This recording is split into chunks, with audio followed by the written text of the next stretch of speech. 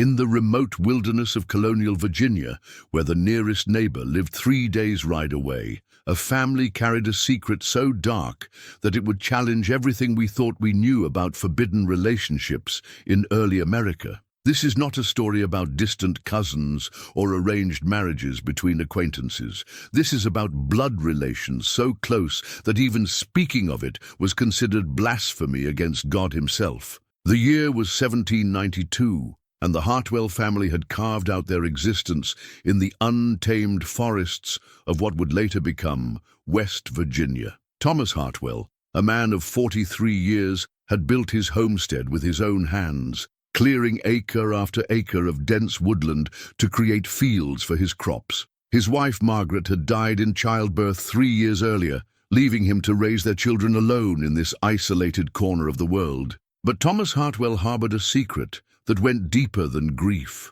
darker than the loneliness that consumed him in those long winter nights. The child Margaret had died bringing into this world was not just his son. Due to circumstances that had begun years before Margaret ever became his wife, this child was also his brother. To understand how such an impossibility could occur, we must travel back in time to 1771, when Thomas Hartwell was just 22 years old. His father, William Hartwell, was a widower of 55 who had lost his first wife to consumption. William owned a large plantation in eastern Virginia, and Thomas was his only legitimate heir. The Hartwell family had wealth, land, and reputation. They were respected members of colonial society, attending church every Sunday and hosting elaborate dinners for the local gentry. But William Hartwell had developed an obsession that would destroy everything his family had built over generations.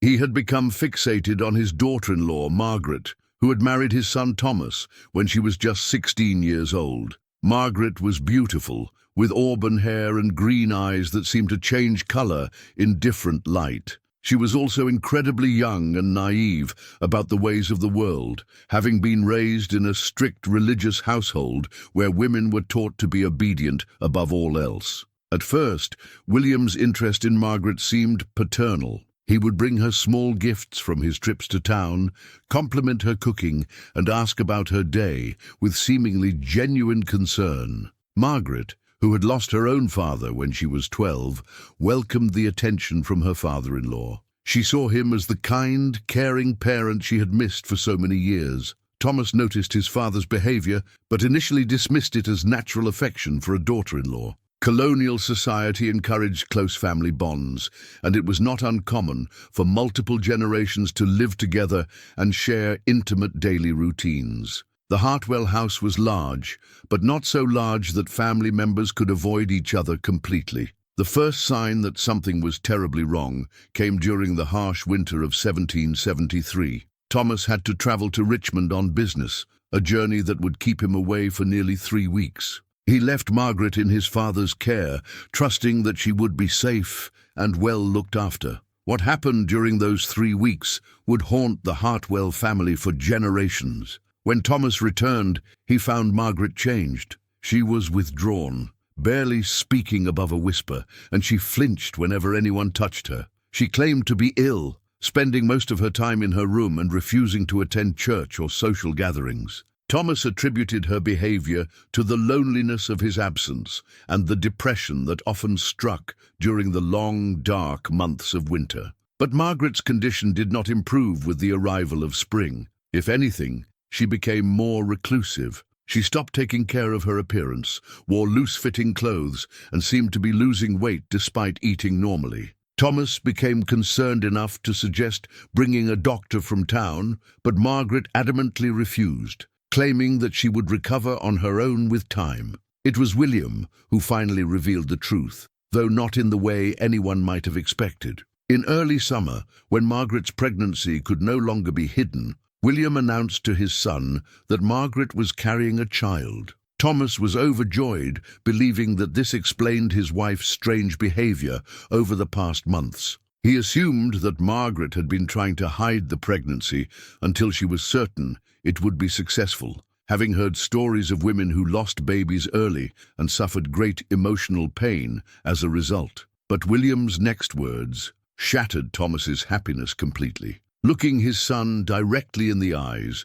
William calmly stated that the child Margaret was carrying was his own. The confrontation that followed was unlike anything the colonial Virginia wilderness had ever witnessed. Thomas, a man known for his calm demeanor and thoughtful nature, flew into a rage that seemed to possess his entire being.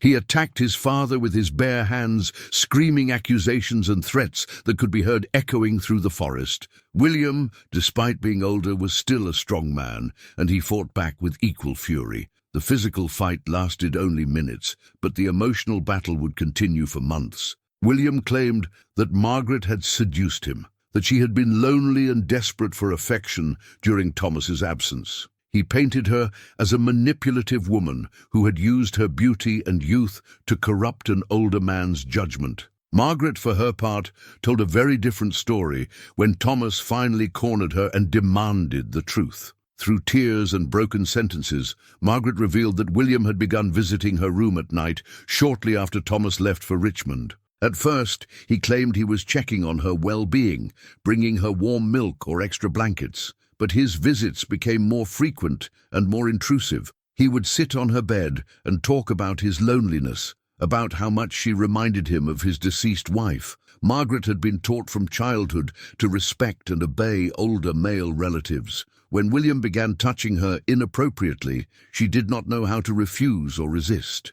She had no experience with such situations and no one to turn to for guidance. In her isolated world, William was the highest authority figure, and questioning his actions seemed impossible. The truth was even more horrifying than Thomas had imagined. His father had not simply seduced his wife, he had systematically manipulated and abused her over a period of weeks. Margaret had been trapped in the house with no means of escape, no way to contact her husband, and no one who would believe her word against that of William Hartwell. Thomas faced an impossible choice.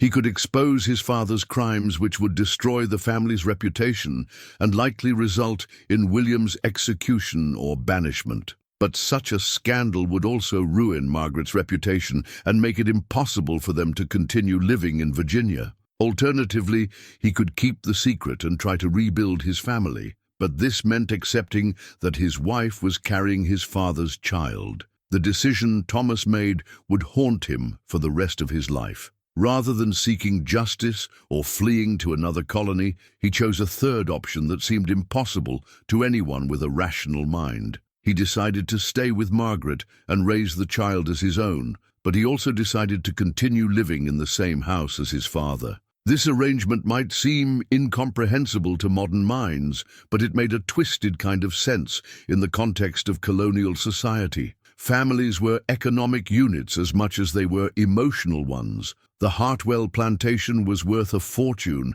and abandoning it would mean poverty for Thomas and Margaret. William was also getting older and would need care in his declining years. There were practical reasons to stay together, even if the emotional cost seemed unbearable. Margaret gave birth in the spring of 1774 to a healthy baby boy they named James. To the outside world, James was Thomas's son and William's grandson, but the reality was far more complex and disturbing. James was simultaneously Thomas's son through marriage and Thomas's brother through blood. He was William's son and William's grandson. The family tree had become so twisted that it defied conventional understanding. For the first few years, this arrangement seemed to work. William, perhaps feeling guilt over his actions, kept his distance from Margaret and focused on his work managing the plantation. Thomas threw himself into caring for James, determined to be the best father possible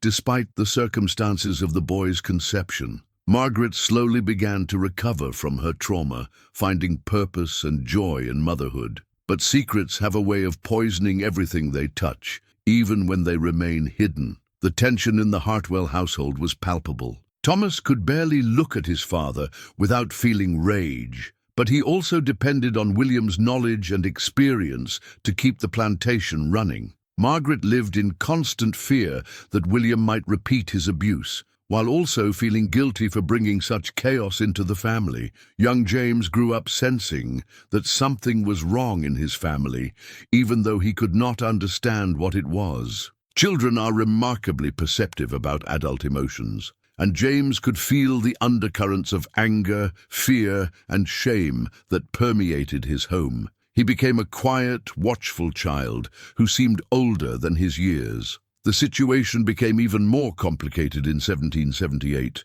when Margaret became pregnant again. This time, there was no question about the father's identity. Thomas and Margaret had been trying to have another child, hoping that a new baby might help heal some of the wounds in their marriage. Margaret gave birth to a daughter they named Sarah, and for a brief time, the family seemed to find some peace. But William was aging, and with age came a loosening of the self-control that had kept him in check for several years. He began drinking heavily, and when he drank, he talked. At first, his drunken ramblings were dismissed by neighbors and visitors as the confused memories of an old man. But William's stories became more specific and more disturbing as time went on. He would tell anyone who would listen about his special relationship with Margaret, describing intimate details that made listeners uncomfortable. He bragged about James being his son, though he was careful to frame these statements as jokes or the fantasies of an old man. But some people began to suspect that William's drunken confessions contained more truth than anyone wanted to believe. Thomas realized that his father was becoming a threat to the family's secret. He tried various approaches to control William's drinking and limit his contact with outsiders, but nothing seemed to work. William had become bitter and angry in his old age, resentful of the way Thomas and Margaret had excluded him from their daily lives. He seemed determined to destroy the very secret he had forced them to keep. The crisis came in 1785, when James was 11 years old. William had been drinking at a neighbor's house and began telling the story of James's conception in graphic detail. This time he was not joking or hinting. He laid out the entire truth for everyone to hear, describing how he had impregnated his son's wife and how they had all been living with this secret for over a decade. The neighbor, a respected member of the local community,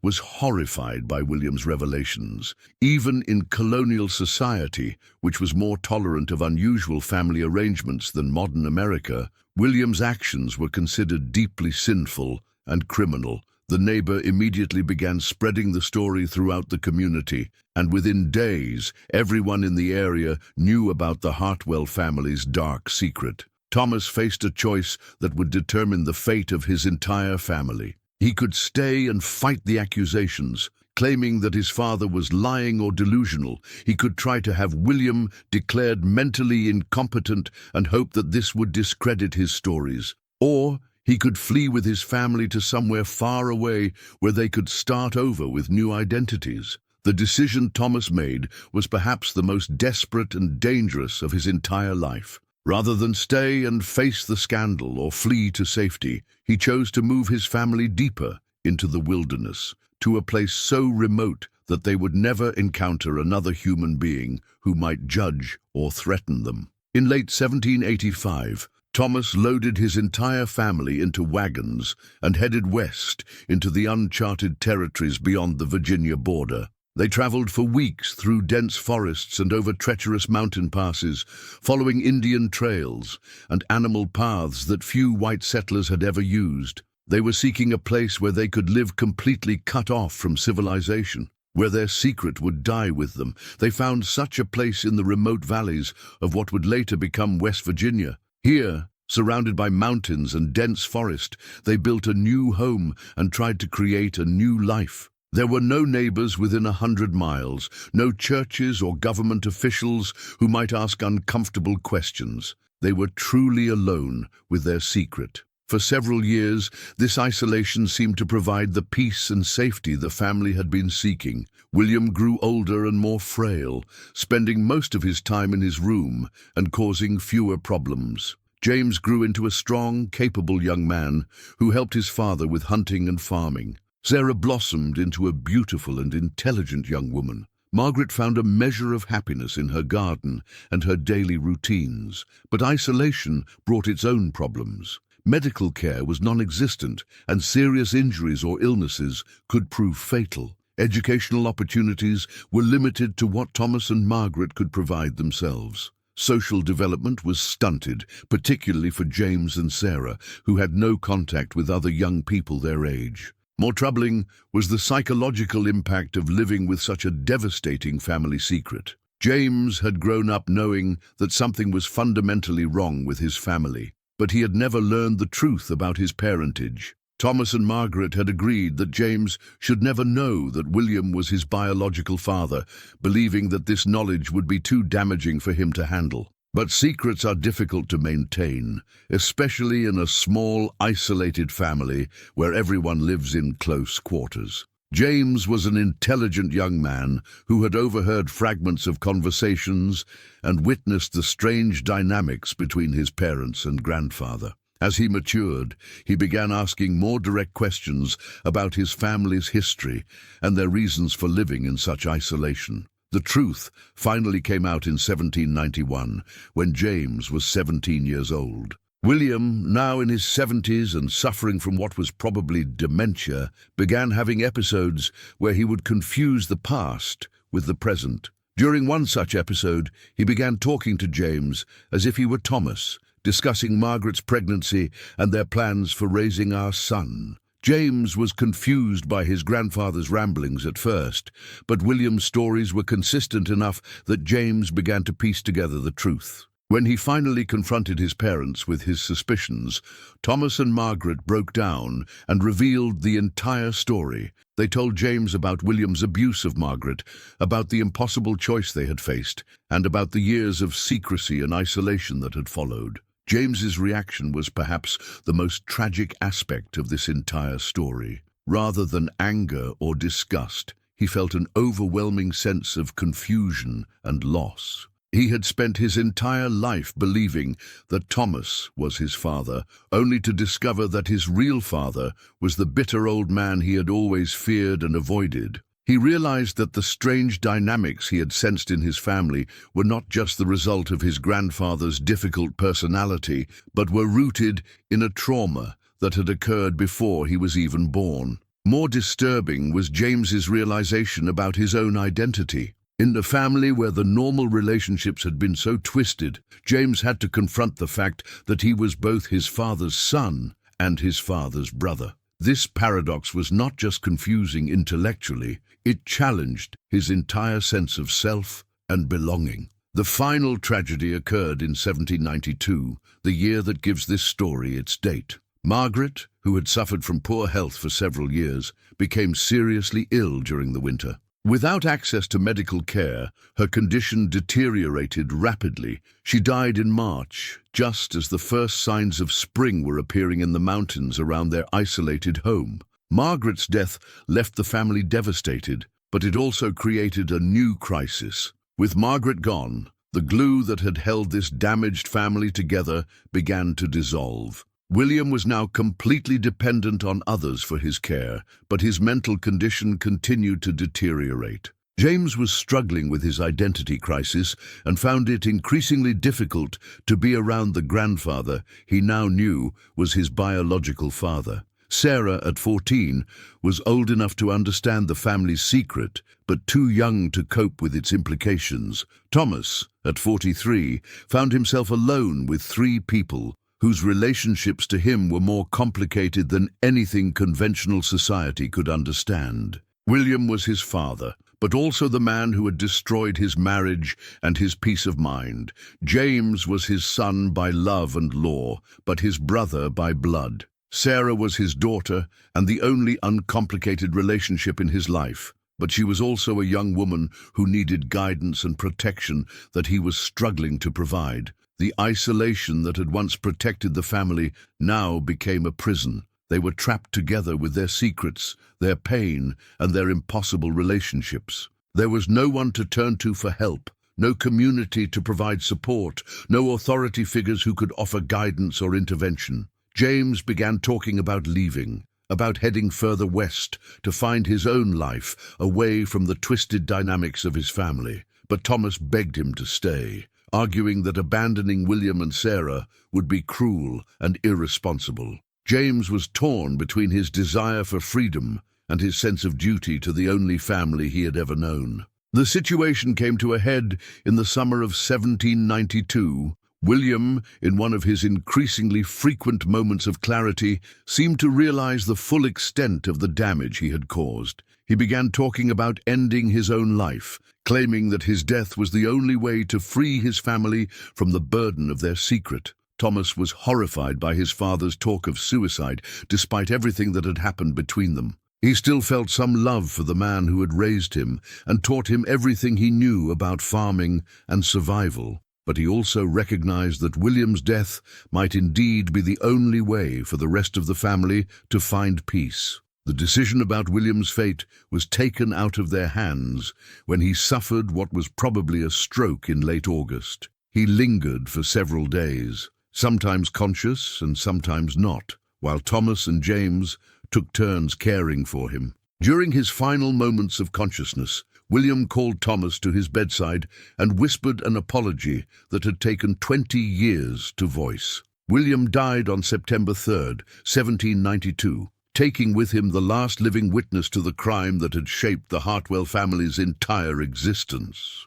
His death marked the end of one chapter of their story, but it did not resolve the fundamental problems that his actions had created. James was now free to make his own decisions about his future, but he found that freedom more terrifying than comforting. Sarah was approaching an age where she would normally begin thinking about marriage and starting her own family, but there were no suitable partners within hundreds of miles of their isolated home. Thomas was still a relatively young man who might have remarried and found happiness, but he carried emotional scars that made trusting another woman seem impossible. In the months following William's death, the family began to discuss their options. They could continue living in isolation, accepting that this might mean the end of their bloodline. They could attempt to rejoin civilization, though this would mean living with the constant fear that their secret might be discovered. Or they could separate, with each family member seeking their own path